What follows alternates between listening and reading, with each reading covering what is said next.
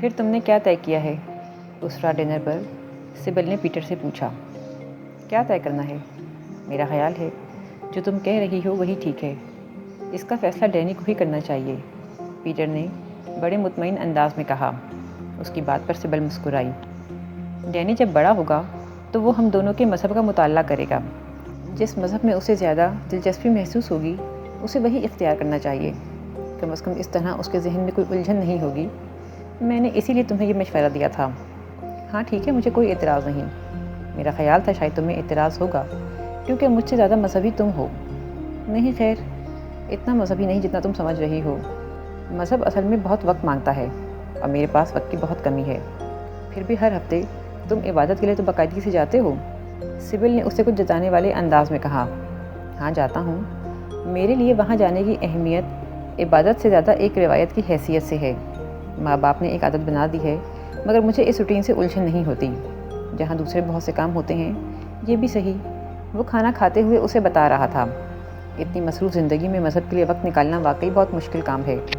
مجھے تمہاری اس روٹین پہ بہت حیرت ہوتی ہے۔ خود مجھے تو ہفتے بلکہ مہینے میں ایک بار بھی چرچ جانا بہت مشکل لگتا ہے۔ سبل نے کندھے اچکا کر حیرت کا اظہار کرتے ہوئے کہا۔ میں نے کہا نا، مجھے عادت ہو چکی ہے، ورنہ اور کوئی بات نہیں۔ پیٹر کھانے سے تقریباً فارغ ہو چکا تھا۔ پیٹر ایڈگر جرمنی کے ایک اچھے یہودی گھرانے سے تعلق رکھتا تھا۔ اس کا خاندان بہت کٹر قسم کے یہودیوں پر مشتمل تھا۔ پیٹر کے ماں باپ بھی بہت زیادہ مذہبی تھے۔ اپنی ساری اولاد کو انہوں نے اسی راستے پر چلانے کی کوشش کی تھی۔ ہٹلر کے زمانے میں جرمنی میں یہودیوں کو بڑے پیمانے پر قتل کرنے کے بعد باقی یہودیوں کو جلا وطن کر دیا گیا تھا۔ پیٹر کی فیملی بھی اس زمانے میں امریکہ آ گئی تھی، مگر جرمنی کے دو ٹکڑے ہونے کے بعد جب یہودیوں نے آہستہ آہستہ واپس جرمنی جانا شروع کیا تو پیٹر کی فیملی بھی واپس چلی گئی، مگر پیٹر نے اپنے ماں باپ کے ساتھ واپس جانے کے بجائے امریکہ میں ہی سیٹل ہونے کا فیصلہ کیا۔ ماں باپ کی مخالفت اور ناراضگی کے باوجود وہ اپنے اس فیصلے پر قائم رہا۔ امریکہ میں اس کو اپنے لیے سب کچھ خود ہی کرنا پڑا کیونکہ اس کی فیملی واپس جا چکی تھی اور واپس جانے کے بعد وہ نئے سرے سے وہاں سیٹل ہونے کی کوشش کر رہے تھے۔ اس لیے ان کے لیے ممکن نہیں تھا کہ وہ پیٹر کی کسی بھی طرح سے مالی مدد کرتے۔ پیٹر نے میکینیکل انجینئرنگ کرنے کے کچھ عرصے کے بعد ایک بہت اچھی امریکن فرم میں ملازمت کر لی تھی۔ اس ملازمت کے کچھ عرصے کے بعد جب وہ اپنے والدین کے پاس 2 ہفتے کی چھٹیاں گزارنے جرمنی آیا ہوا تھا تو اس کی ملاقات سبل سے ہوئی۔ سبل ایک ٹرکش عیسائی تھی۔ پیٹر کی طرح وہ بھی اپنے والدین کے ساتھ جرمنی میں آ کر سیٹل ہو گئی تھی۔ دونوں کے درمیان فرق صرف یہ تھا کہ پیٹر کا آبائی وطن جرمنی ہی تھا اور سبل کا آبائی وطن ترکی تھا۔ دونوں کے درمیان بڑی تیزی سے روابط بڑھے اور پھر یہ روابط شادی کے پروپوزل تک آ گئی۔ شادی کے اس پروپوزل پر دونوں کے خاندانوں نے سخت ناراضگی کا اظہار کیا تھا۔ پیٹر کے والدین چونکہ کٹر یہودی تھے، اس لیے وہ پیٹر کی شادی بھی اپنی کمیونٹی کے کسی لڑکی سے کرنا چاہتے تھے۔ دوسری طرف سبل ایک کیتھولک گھرانے سے تعلق رکھتی تھی اور یہودیوں کے بارے میں اس کے ماں باپ کو بہت زیادہ اعتراضات تھے۔ وہ چاہتے تھے کہ وہ کسی عیسائی فیملی میں ہی شادی کرے، مگر دونوں نے اپنے خاندان کے اختلافات کے باوجود شادی کر لی۔ شادی کے بعد سبل پیٹر کے ساتھ امریکہ آ گئی اور وہاں اس نے ایک معروف ادارے میں جرمن ٹرانسلیٹر کے طور پر کام شروع کر دیا۔ کافی عرصے تک دونوں کے خاندان اس شادی پر ناراض ہی رہے، مگر پھر آہستہ آہستہ دونوں کے خاندانوں نے اس شادی کو قبول کر لیا۔ پیٹر اور سبل میں بہت سی باتیں مشترکہ تھیں۔ دونوں کے خاندان مذہبی اور کٹر تھے۔ ان کی تربیت ایک مخصوص ماحول میں ہوئی تھی جہاں اخلاقیات کو بہت اہمیت دی جاتی تھی۔ دونوں ہی بہت زیادہ سوشل نہیں تھے۔ شاید اس کی وجہ بھی یہی تھی کہ ان کے خاندان میں ہر کسی سے میل جول بڑھانے کا رواج نہیں تھا۔ بہت سے معاملات کے بارے میں ان کا نقطہ نظر خاصا قدامت پرست تھا۔ سبل کی پیدائش اور پرورش ترکی میں ہوئی تھی اور اس پر اس معاشرے کا خاصا اثر تھا جس میں اس نے پرورش پائی تھی۔ لباس کے معاملے میں وہ لاشعوری طور پر بہت محتاط ہو گئی تھی۔ مغربی معاشرے میں رہنے کے باوجود وہ ایسے لباس کو پسند نہیں کرتی تھی جو اس کے جسم کو پوری طرح سے ڈھانپ نہ سکتا ہو، اور ایسا لباس پہننے سے وہ ہمیشہ گریزاں رہتی تھی۔ پیٹر بھی اس معاملے میں خاصا قدامت پرست تھا۔ وہ خود بھی سبل کو اس طرح کے کپڑوں میں دیکھنا پسند نہیں کرتا تھا۔ دونوں شراب پیتے تھے، مگر اس کا استعمال صرف کسی فنکشن میں ہی کرتے تھے۔ سبل کے ذہن پر اس معاملے میں اپنے والدین کے بچپن سے دیے جانے والے واز کا خاصا اثر تھا، اور یہی وجہ تھی کہ جب پیٹر بعض دفعہ گھر میں بھی شراب پینے کی کوشش کرتا تو وہ اسے روک دیا کرتی تھی۔ دونوں کا حلقہ احباب محدود تھا، اور وہ بھی انہی لوگوں پر مشتمل تھا جو انہی کی طرح کچھ اخلاقی قدریں اپنائے ہوئے تھے۔ دونوں کی زندگی میں کسی نہ کسی حد تک مذہب کا عمل دخل رہا تھا، اور امریکہ میں رہنے کے باوجود یہ عمل دخل کم نہیں ہوا تھا۔ شاید اگر وہ امریکہ میں کچھ زیادہ وقت گزارتے تو ان کے طرز زندگی میں اور خیالات میں نمایاں تبدیلیاں آ جاتیں، مگر امریکہ میں آنے کے 1 ڈیڑھ سال بعد ہی پیٹر کی کمپنی نے اسے اردن بھجوا دیا تھا، جہاں وہ کچھ بہت بڑے تعمیراتی پروجیکٹس کے لیے 3 سال رہا۔ 3 سال کے بعد اسے مڈل ایسٹ کے ہی ایک اور ملک مراکش میں بھیج دیا گیا۔ وہاں اس کا قیام 2 سال رہا اور پھر یہ سلسلہ چل نکلا۔ ان دونوں کو مڈل ایسٹ اور ایشیا کے بہت سے ملکوں میں رہنے کا اتفاق ہوا، اور ان میں زیادہ تر ممالک مسلم تھے۔ یورپ یا امریکہ میں لمبے قیام کا انہیں موقع ہی نہیں ملا، اس لیے ان کی قدامت پرستی نہ صرف برقرار رہی بلکہ اس میں کسی حد تک اضافہ بھی ہوا۔ سبل مختلف ممالک میں قیام کے دوران مختلف سفارتخانوں کے تحت چلنے والے اسکولز میں پڑھاتی رہی۔ وہ ایک بہت مہربان اور فیاض قسم کی لڑکی تھی۔ پیٹر کے ساتھ اس کی بہت اچھی انڈرسٹینڈنگ تھی، اور مذہب کے فرق کے باوجود وہ اس کے ساتھ ایک بہت اچھی زندگی گزار رہی تھی۔ مذہب کے بارے میں دونوں بہت زیادہ بات نہیں کیا کرتے تھے۔ مذہبی روایات کی پیروی کرنے کے باوجود مذہبی رسومات پر عمل کرنا ان کے لیے خاصا مشکل ہو گیا تھا، اور آہستہ آہستہ مذہب ان کی زندگی میں ثانوی حیثیت اختیار کر گیا۔ ڈینیل کی پیدائش مراکش میں ہوئی، اور اس کی پیدائش پر پہلی بار پیٹر اور سبل اس الجھن کا شکار ہوئے کہ ڈینیل کو کس مذہب کو اختیار کرنا چاہیے۔ دونوں کی خواہش تھی کہ وہ ان کے مذہب کو اختیار کرے، مگر دونوں ہی ایک دوسرے کے سامنے اس خواہش کا اظہار کرنے سے جھجکتے تھے، اور اس کشمکش میں ڈینیل کسی مذہب کو اختیار کیے بغیر ہی پرورش پانے لگا۔ پہلی بار دونوں کے درمیان ڈینیل کے مذہب کے بارے میں تب بات ہوئی جب پیٹر سبل کے ساتھ چھٹیوں میں جرمنی گیا تھا۔ پیٹر اور سبل کے ماں باپ نے ڈینیل کو پہلی بار دیکھا تھا۔ ڈینیل اس وقت 2 سال کا تھا۔ پیٹر کے والدین کو اتفاقاً یہ پتہ چل گیا کہ پیٹر نے ڈینیل کے مذہب کے حوالے سے ابھی کچھ طے نہیں کیا، اور اس بات نے انہیں بھڑکا دیا تھا۔ وہ تمہارا بیٹا ہے، اسے یہودی ہی ہونا چاہیے، اس معاملے میں کسی دوسری سوچ کا سوال ہی پیدا نہیں ہوتا، اس کے باپ نے سختی سے پیٹر سے کہا۔ آپ ٹھیک کہہ رہے ہیں، مگر آپ جانتے ہیں کہ سبل کیتھولک ہے، اور اس طرح میں ڈینیل کے مذہب کے بارے میں اپنی مرضی سے کوئی فیصلہ کرنے کی پوزیشن میں نہیں ہوں، اسے اعتراض ہوگا۔ پیٹر نے وضاحت پیش کی۔ میں اسی لیے چاہتا تھا کہ تم سبل سے شادی نہ کرو، اس کے باپ کے اشتعال میں اور اضافہ ہو گیا تھا۔ بہرحال سبل کو اس معاملے میں بولنے کا کوئی حق نہیں ہے۔ اولاد ہمیشہ وہی مذہب اختیار کرتی ہے جو باپ کا مذہب ہوتا ہے۔ یہ ضروری نہیں ہے ڈیڈی، اولاد کو وہی مذہب اختیار کرنا چاہیے جو اس کو اپنی طرف متوجہ کرے، جس میں اسے دلچسپی محسوس ہو۔ پیٹر نے ان کے غصے کو کم کرنے کی کوشش کی، مگر اس کوشش نے الٹا اثر کر دیا تھا۔ ایڈگر کچھ اور بھڑک گیا۔ مجھے عقل سکھانے کی کوشش مت کرو، تمہارے دماغ میں یہ خناس بٹھانے والی تمہاری بیوی ہے۔ تم اپنے بیٹے کو یہودی نہیں بناؤ گے تو کیا کیتھولک بناؤ گے؟ اس بارے میں ابھی ہم دونوں نے کچھ طے نہیں کیا۔ تم دونوں کو کچھ طے کرنے کی ضرورت بھی نہیں ہے۔ وہ ایک پیدائشی یہودی ہے اور یہودی ہی رہے گا، ایڈگر نے فیصلہ کرتے ہوئے کہا۔ پیٹر نے ان سے مزید بحث کرنا مناسب نہیں سمجھا اور خاموش ہو گیا، مگر جرمنی سے واپس آنے کے فوراً بعد اس نے سبل سے اس سلسلے میں بات کی۔ ہمیں ڈینیل کے بارے میں کچھ طے نہیں کرنا چاہیے کہ وہ کون سا مذہب اختیار کرتا ہے، یہ اس کے ہاتھ میں دے دینا چاہیے۔ بہت ممکن ہے کہ ابھی ہم اس کے لیے جس مذہب کا انتخاب کریں، بڑا ہو کر وہ اس کے بجائے دوسرے مذہب کی طرف راغب ہو جائے۔ اس لیے بہتر یہی ہے کہ ہم دونوں اس کو اپنے اپنے مذہب کے بارے میں ساری معلومات دیتے رہیں، اسے اپنے ساتھ عبادت اور دوسری رسوم میں بھی شریک کرتے رہیں، مگر باقاعدہ طور پر اسے یہودی یا عیسائی بنانے کی کوشش نہ کریں۔ سبل نے جیسے ایک تجویز اس کے سامنے رکھ دی تھی۔ مگر سبل، میری فیملی کو اس پر اعتراضات ہیں۔ وہ کہتے ہیں کہ بچہ ہمیشہ وہی مذہب اختیار کرتا ہے جو اس کے باپ کا ہو، اس لیے ڈینیل کو بھی یہودی مذہب اختیار کرنا چاہیے۔ سبل نے ایک ہلکی سی مسکراہٹ کے ساتھ اس کی بات سنی۔ میرے خاندان والوں کو بھی اس پر بہت سے اعتراضات ہیں۔ ان کا خیال ہے کہ بچے کی ماں میں ہوں، اور میں اس کے لیے اچھے اور برے راستے کا تعین بہتر طور پر کر سکتی ہوں، کیونکہ بچہ باپ کی نسبت ماں سے زیادہ قریب ہوتا ہے، اس لیے اسے میرا مذہب اختیار کرنا چاہیے۔ لیکن میں نے ان کے اس اعتراض کو رد کر دیا۔ میں نے اپنے والدین سے یہی کہا کہ ڈینیل اپنی مرضی سے اپنے لیے مذہب کا انتخاب کرے گا، اور اپنی مرضی سے کیا جانے والا یہ انتخاب ہمارے باہمی رشتے پر اثر انداز نہیں ہوگا، مگر اس طرح صرف خاندان کے دباؤ پر کیا جانے والا کوئی بھی فیصلہ ہمارے باہمی تعلق اور اعتماد کو بری طرح متاثر کرے گا۔ پیٹر خاموش ہو گیا۔ وہ واقعی اتنا مذہبی نہیں تھا کہ صرف مذہب کی خاطر اپنے اور سبل کے رشتے کی قربانی دے دیتا، یا باہمی تعلقات میں آنے والی کوئی بھی درار قبول کر لیتا۔ مذہب ویسے بھی ان کے لیے ایک اضافی چیز تھی، روٹین میں شامل کوئی ایسی ضرورت نہیں تھی جسے پورا کرنے کے لیے وہ باہمی اختلافات کو بھی برداشت کر لیتے۔ یہی وجہ تھی کہ جب سبل نے دوبارہ اس کا فیصلہ پوچھا تو اس نے بھی اس کی تجویز سے اتفاق کر لیا کہ ڈینیل کے لیے اپنی مرضی سے مذہب کا انتخاب ہی بہتر رہے گا۔ ڈینیل اسی ماحول میں پرورش پاتا رہا۔ ماں اسے اپنے مذہب کے بارے میں بنیادی باتوں سے آگاہ کرتی رہی تو باپ اسے اپنے مذہب کے بارے میں بتاتا رہا۔ جب بھی سبل اور پیٹر عبادت کے لیے اپنی اپنی عبادت گاہوں میں جاتے وہ ڈینیل کو بھی ساتھ لے جاتے۔ وہ بڑی دلچسپی سے یہودیوں اور کیتھولکس کی مذہبی رسومات دیکھتا۔ اس کے لیے یہ سب ایسا ہی تھا جیسے مہینے میں کبھی تھیٹر چلے جانا یا پارک میں تفریح کے لیے چلے جانا۔ وہ دونوں جگہ جا کر انجوائے کرتا تھا۔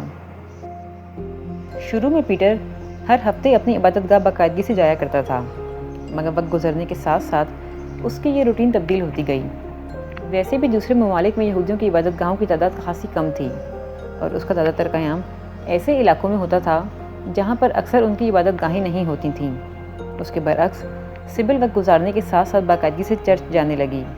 پیٹر کے برعکس اسے ہمیشہ ہی عبادت کے لیے ہر جگہ کوئی نہ کوئی چرچ مل ہی جایا کرتا تھا۔ امریکہ میں قیام کے دوران اس کی سرگرمیوں کی نوعیت دوسرے ممالک میں قیام سے مختلف ہوتی تھی۔ ان ممالک میں اس کی سرگرمیاں زیادہ محدود ہوتی تھیں۔ ایمبیسی کے اسکول میں پڑھانے کے بعد اس کا زیادہ تر وقت گھر پر ہی گزرتا تھا اور ڈینیل پر ماں کے خیالات و نظریات کا اثر گہرا ہوتا چلا گیا۔ اس نے ماں سے بہت کچھ سیکھا تھا، کچھ لاشعوری طور پر اور کچھ شعوری طور پر۔ سبل عیسائی ہونے کے باوجود مشرقی روایات کو نہ صرف پسند کرتی تھی بلکہ بہت سی مشرقی روایات اس نے اپنائی ہوئی بھی تھیں۔ مشرق کے لیے یہ پسندیدگی ڈینیل میں بھی منتقل ہوئی تھی۔ اس نے اپنی ابتدائی زندگی ایسے ماحول میں گزاری تھی جہاں مغرب کی آزادی کا نہ صرف کوئی تصور نہیں تھا بلکہ اس آزادی کو ناپسند بھی کیا جاتا تھا۔ اسکولز میں بھی وہ زیادہ تر مسلمان اسٹوڈنٹ کے ساتھ ہی پڑھتا رہا اور وہاں بھی آزادی کے کسی نئے تصور سے وہ آشنا نہیں ہو سکا۔ گھر آنے کے بعد وہ سارا وقت سبل کے ساتھ ہی گزارتا تھا، کیونکہ غیر ملکی ہونے کی حیثیت سے سبل اور پیٹر باہر آمد و رفت میں خاصے محتاط تھے۔ ان کا آنا جانا مخصوص فیملیز میں ہی تھا۔ ڈینیل اگر کبھی سیر و تفریح کے لیے کہیں چلا بھی جاتا تو سبل اور پیٹر کے ساتھ ہی۔ 15 سال کی عمر میں وہ واپس امریکہ آ گیا تھا اور امریکہ آ کر وہ ایڈجسٹمنٹ کے پرابلم سے دوچار ہونے لگا تھا۔ امریکہ میں آ کر ملنے والی آزادی کو پسند کرنے کے بجائے وہ ناپسند کرنے لگا۔ اس کے لیے یہ ایک ایسی دنیا تھی جو اس کے نظریات سے میچ نہیں کرتی تھی۔ ماں باپ کی طرح وہ بھی خاصا ریزرو تھا اور اس کی یہ عادت خوبی کے بجائے ایک خامی کی طرح اسے ہر جگہ بہت زیادہ نمایاں کرنے لگی تھی۔ پاپا، میں واپس انڈیا جانا چاہتا ہوں، اس نے امریکہ آنے کے بعد ایک دن پیٹر سے کہا۔ پیٹر کی آخری پوسٹنگ انڈیا میں ہوئی تھی، جہاں 2 سال قیام کے دوران وہ ایک بورڈنگ میں پڑھتا رہا تھا۔ پیٹر نے کچھ حیرت سے اسے دیکھا۔ کیوں ڈینیل؟ میں یہاں نہیں رہ سکتا، یہاں سب کچھ بہت عجیب ہے۔ اسکول میں میرے کلاس فیلوز ڈرگز استعمال کرتے ہیں اور وہ کہتے کہتے رک گیا، اور مجھے ان کی عادتیں اور حرکتیں بالکل پسند نہیں ہیں۔ پیٹر نے اسے غور سے دیکھا۔ وہ بہت بے چین اور مایوس نظر آ رہا تھا۔ میں جانتا ہوں ڈینیل، یہاں کا ماحول کچھ اور طرح کا ہے، مگر تمہیں خود کو اس کا عادی بنانا چاہیے کیونکہ اب تمہیں اعلیٰ تعلیم یہیں حاصل کرنی ہے۔ پاپا، مجھے اسکول کا ماحول بالکل پسند نہیں ہے، میں تمہیں کسی دوسرے بہتر اسکول میں داخل کروا دیتا ہوں۔ پاپا، مجھے یہاں کی زندگی ہی پسند نہیں ہے، میں یہاں ایڈجسٹ نہیں ہو سکتا۔ مجھے لگتا ہے میں کسی ایلین کی طرح غلط جگہ پر آ گیا ہوں۔ میرے کلاس فیلوز میرا مذاق اڑاتے ہیں اور بیہودہ باتیں کرتے ہیں۔ تم انہیں نظر انداز کر دیا کرو۔ ہر جگہ کا اپنا ایک مخصوص کلچر ہوتا ہے، یہاں کا طرز زندگی یہی ہے، سبل نے پہلی بار گفتگو میں حصہ لیتے ہوئے کہا۔ لیکن ممی، مجھے یہ سب پسند نہیں ہے۔ مجھے بھی نہیں ہے، مگر بہرحال ہمیں اب یہیں رہنا ہے، سبل نے کہا۔ آپ مجھے انڈیا بھیج دیں، میں اپنا اے لیولز وہاں سے کر لوں گا، اس کے بعد پھر کسی بھی یونیورسٹی میں یہاں آ جاؤں گا۔ وہاں تعلیم کا معیار اچھا نہیں ہے، بلکہ کسی بھی ایشیائی ملک میں ایسا نہیں ہے۔ تمہیں یہاں رہ کر اپنا ہائی اسکول مکمل کرنا ہوگا، اس کے بعد تم اپنی مرضی کی یونیورسٹی میں چلے جانا۔ ان 2-4 سالوں میں تم یہاں ایڈجسٹ ہو جاؤ گے تو پھر یونیورسٹی میں تعلیم کے دوران تمہیں ایڈجسٹمنٹ کی کوئی پرابلم نہیں ہوگی، سبل نے اسے سمجھاتے ہوئے کہا۔ ویسے بھی تمہیں جاب کرنی ہوگی اور اچھی جاب تمہیں کسی ایشیائی ملک میں نہیں مل سکتی۔ جہاں تک کلاس فیلوز کی حرکتوں یا عادتوں کا تعلق ہے، تمہیں ان سے اتنا میل جول بڑھانے کی ضرورت ہی نہیں ہے۔ وہ اگر تمہارا مذاق اڑاتے ہیں تو اڑانے دو۔ جن لوگوں میں اخلاقیات کی کمی ہوتی ہے وہ اپنے رویے اور طور طریقوں سے یہ بتاتے رہتے ہیں کہ کہ وہ کتنی خامیوں کا مجموعہ ہیں۔ اب انہیں کاؤنٹر کرنے کے لیے ضروری نہیں ہوتا کہ دوسرا بھی اپنی ویلیوز کو چھوڑ دے۔ انہیں ان کے راستے پر چلنے دو اور تم اپنے راستے پر چلو، سبل نے اسے سمجھایا۔ اس دن ماں کی باتیں اس نے بہت غور سے سنیں اور ہمیشہ کی طرح ذہن میں بٹھا لیں۔ پھر آہستہ آہستہ وہ خود کو اس نئے ماحول میں ایڈجسٹ کرنے لگا تھا۔ اسٹڈیز میں وہ بچپن سے ہی بہت اچھا تھا اور چند ماہ کے اندر وہ اپنی کلاس میں بھی یہ ظاہر کرنے میں کامیاب ہو گیا تھا۔ اس کے امریکن اسٹائل سے مختلف اطوار نے جہاں پہلے اسے مذاق کا نشانہ بنایا تھا، وقت گزرنے کے ساتھ ساتھ وہی اطوار اس کی ایک امتیازی خوبی بن گئے تھے۔ اس نے بچپن سے برٹش اوورسیز اسکول میں تعلیم پائی تھی اور امریکیوں کے برعکس وہ نک سکھ سے درست انگلش زبان کا استعمال کرتا تھا۔ انگلش کے ساتھ ساتھ وہ جرمن زبان بھی لکھ اور پڑھ لیتا تھا، جبکہ عربی اور کسی حد تک اردو زبان بھی وہ بول لیتا تھا، اگرچہ وہ ان زبانوں میں لکھ یا پڑھ نہیں سکتا تھا۔ اس کے اس خصوصیت کے انکشاف نے یکدم ہی اسے اپنی کلاس اور کسی حد تک اسکول میں پاپولر کر دیا تھا۔ لینگویج کی کلاس میں ایک دن اتفاقاً اس کے ٹیچر کو اس بات کا پتہ چل گیا تھا کہ وہ جرمن زبان پر بھی دسترس رکھتا تھا۔ تو ڈینیل، تم 2 زبانوں کو استعمال کر سکتے ہو؟ ٹیچر نے اسے سراہتے ہوئے کہا۔ 2 نہیں، 4، عربی اور اردو بھی۔ اگرچہ میں انہیں لکھ پڑھ نہیں سکتا مگر اس میں گفتگو کر سکتا ہوں۔ مدھم آواز میں کہے گئے جملے نے ایک دم ہی پوری کلاس کو سر موڑ کر اس کی طرف متوجہ ہونے پر مجبور کر دیا۔ ان کی آنکھوں میں حیرت کے ساتھ ساتھ ستائش بھی تھی۔ 4 زبانیں؟ زبردست! مگر 4 زبانیں کیسے؟ میرا مطلب ہے عربی اور اردو بھی؟ میرے ڈیڈی بہت عرصے سے مڈل ایسٹ اور ایشیا کے ممالک میں کام کرتے رہے ہیں۔ میری پیدائش مراکش میں ہوئی، اس لیے عربی بولنا آ گئی، اور پچھلے 2 سال سے ہم لوگ انڈیا میں تھے، وہاں لوگوں سے بات چیت انگلش یا اردو میں ہی ہوتی تھی، اس لیے اس کو بھی استعمال کرنا آ گیا ہے۔ اردو یا ہندی؟ ٹیچر نے وضاحت چاہی۔ جو بھی سمجھ لیں، ڈینیل نے کندھے اچکاتے ہوئے کہا۔ تمہارا ذہن تو بہت زرخیز ہے ڈینیل، انہوں نے بے اختیار اس کی تعریف کرتے ہوئے کہا۔ وہ اپنی تعریف پر مسکرا کر جھیم گیا۔ اس دن اسکول کے کیفیٹیریا میں ہر ایک اسی کے بارے میں بات کر رہا تھا۔ لڑکیوں کی اس میں دلچسپی ایک دم بہت بڑھ گئی تھی۔ اس کے خد و خال ویسے بھی صنف نازک کے لیے خاصی کشش کا باعث تھے۔ ٹرکش ماں اور جرمن باپ کی ساری اچھی خصوصیات اس میں آئی تھیں۔ گرم ممالک میں رہنے کی وجہ سے اس کی رنگت بھی بالکل سفید ہونے کے بجائے ہلکی گندمی ہو گئی تھی۔ ڈارک براؤن آنکھوں اور جیٹ بلیک بالوں کے ساتھ اس رنگت نے اس کو پورے ہجوم سے مختلف کر دیا تھا۔ اسکول کے شروع کے دنوں میں اس کے جس شرمیلے پن، کم گوئی اور ریزرو ہونے کی خصوصیات نے اسے کلاس فیلوز کے مذاق کا نشانہ بنایا تھا، اب وہی اس کا چام بن گئے تھے۔ لڑکیوں کو اس میں مشرق کی پوری ساریت نظر آنے لگی تھی، اور اس بات نے جہاں لڑکیوں میں اس کی مقبولیت میں اضافہ کیا، وہاں لڑکوں میں اس کے لیے رقابت بھی بڑھا دی۔ اس کے بارے میں اسکول میں کیا باتیں ہوتی تھیں، کیا رائے رکھی جاتی تھی، اسے اس کی پرواہ نہیں تھی۔ اس نے واقعی اپنی ماں کی بات کو ذہن میں بٹھا لیا تھا۔ وہ اسکول آتا، کلاس فیلو سے ہیلو ہائی کرتا، بریک کے دوران کہیں اکیلے بیٹھ کر لنچ کرتا، گیمز کے پیریڈ کے دوران انسٹرکٹر کے ساتھ چیس کھیلنے کی پریکٹس کرتا یا پھر سوئمنگ کرتا، اور اسکول میں ہونے والی پارٹی سے بالکل غائب رہتا۔ لڑکیوں کی طرف سے ہونے والی پیش قدمیوں کو وہ بڑے اطمینان کے ساتھ رد کر دیتا۔ اس کا یہ انکار اس کی کشش اور مقبولیت میں کچھ اور اضافہ کر دیتا۔ پھر انہی دنوں اسے اسکول بینڈ میں گانے کا موقع ملا، اور اسی دوران اس سے اس کی ٹیچر نے مذہب کے بارے میں دریافت کیا تو اس نے کہا میرا کوئی مذہب نہیں ہے۔ سادگی سے کہے گئے اس کے اس جملے پر ٹیچر کے ساتھ سارا گروپ ہنسنے لگا۔ انہوں نے اس کی اس بات کو مذاق سمجھا تھا۔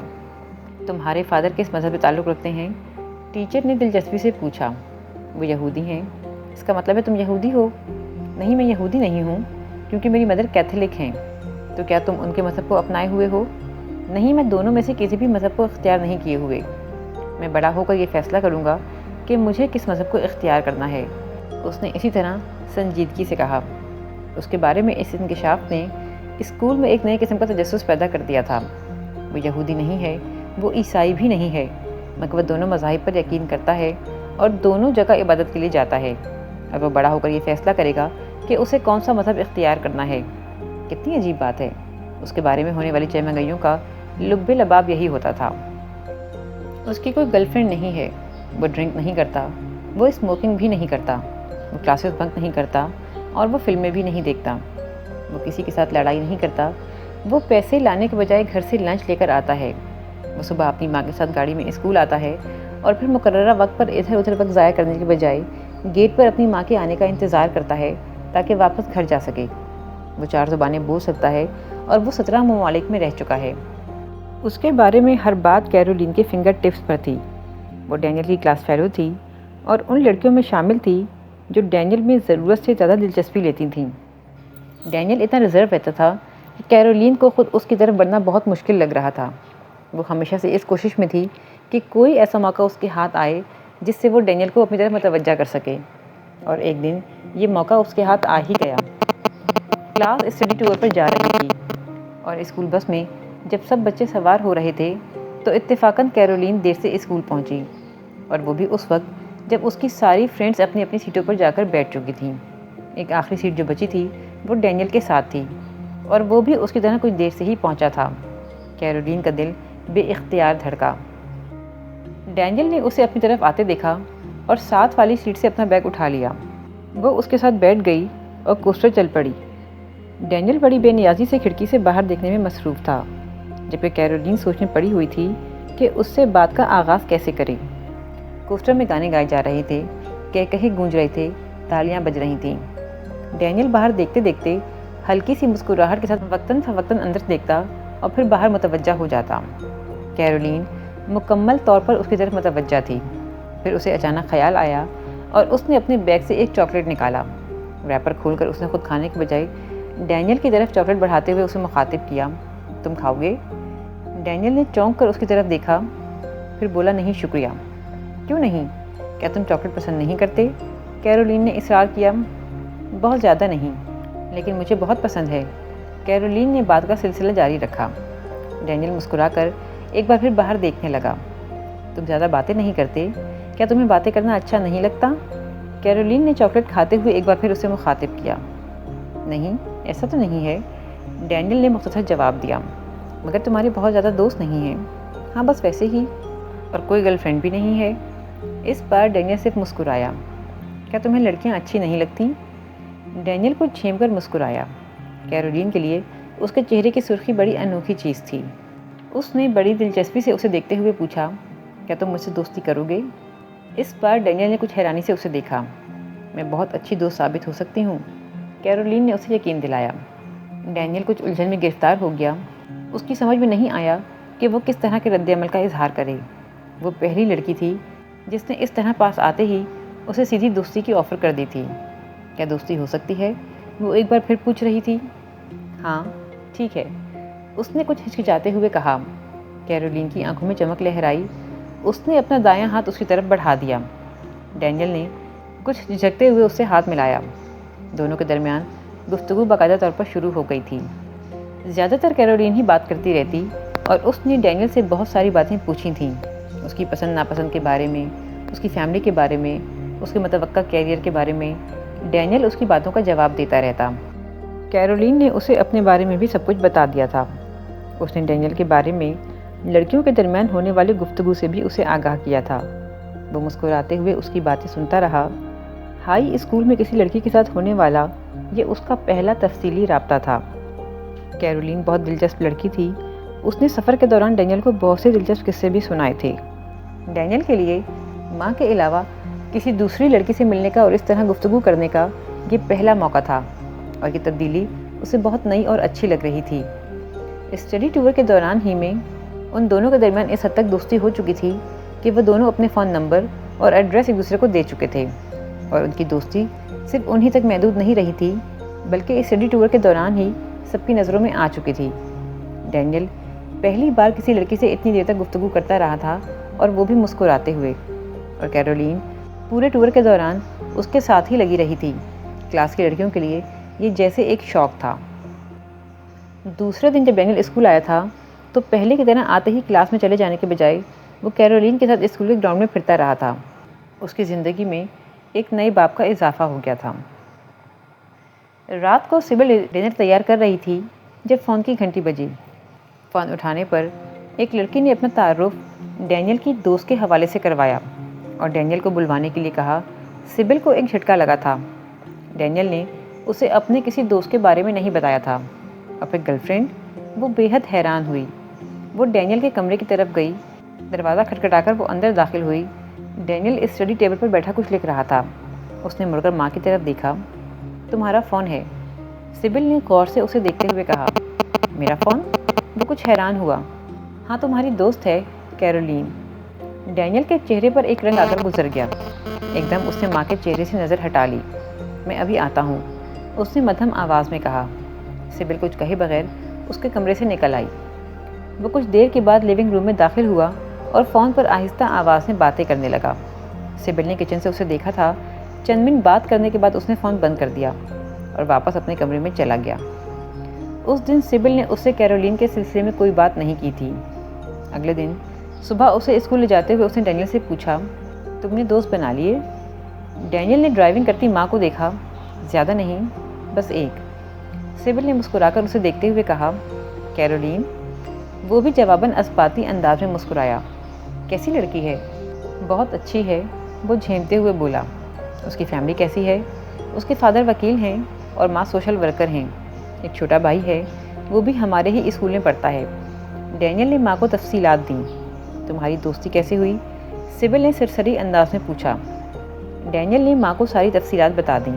وہ خاموشی سے کچھ سوچتی رہی۔ مجھ سے ملواؤ اسے، میں دیکھنا چاہتی ہوں۔ اسے اسکول کے گیٹ پر ڈراپ کرتے ہوئے سبل نے کہا، کیا میں اسے گھر آنے کی دعوت دوں؟ ہاں، یہ ٹھیک ہے، تم اسے چائے کی دعوت دے دو۔ اس دن ڈینیل نے کیرولین کو اپنے گھر آنے کی دعوت دی اور اس نے بغیر کسی اعتراض کے اس کی دعوت قبول کر لی۔ وہ اگلی شام کو ڈینیل کے گھر آئی تو دروازہ کھولتے ہی ڈینیل کا چہرہ سرخ ہو گیا تھا۔ وہ ایک ٹاپ لیس ڈریس پہنے ہوئے تھی۔ ڈینیل کی سمجھ میں نہیں آیا کہ وہ اس سے کس طرح پیش آئے۔ کیرولین نے ہیلو کہتے ہی بڑی بے تکلفی کے ساتھ اس سے گلے ملتے ہوئے اس کے ایک گال کو چوم لیا تھا۔ ڈینیل کچھ اور بوکھلا گیا تھا۔